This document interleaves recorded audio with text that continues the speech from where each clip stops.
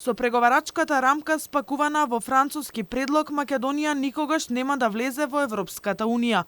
Лошата и поразена македонска дипломатија мора да претрпи радикални промени, бидејќи во спротивно државата ќе доживее колапс, а македонскиот народ ќе биде избришан како никогаш да не постоел, вели поранешниот амбасадор Ристо Никовски. Се што правеше и што бараше од нас Бугарија, кој беше надвор од било какви меѓународни норми, пракси и нели така, ние сето тоа прифаќавме и се доведовме во безизлезна ситуација.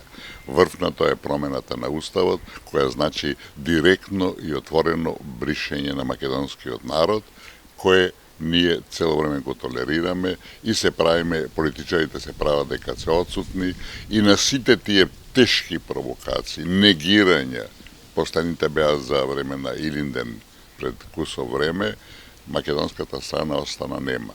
Сите чекори кои се преземаат, односно не се преземаат на надворешен план, покажуваат дека политиката диктира со кое темпо ќе работи дипломатијата, а резултатот е едно големо ништо, оценува Никовски.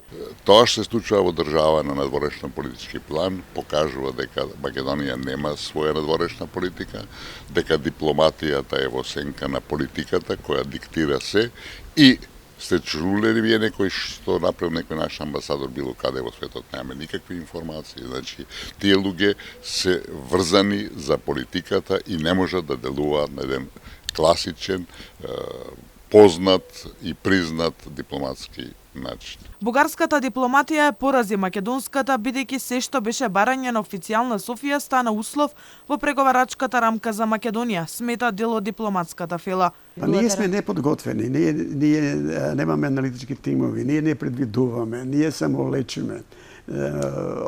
Проблемот вадеме костани од огин. Значи, тоа што Османи не сака да го објасни, тоа е точно токму договорот фактички е штетен за Македонија и си ги предизвика сите неволи кои го имаме. И двајцата поранешни амбасадори се со идентичен став, дека договорот за добрососедство и ги врза рацете на Македонија и Бугарија може слободно да си ја спроведува агресивната политика, која е пракса со години наназад.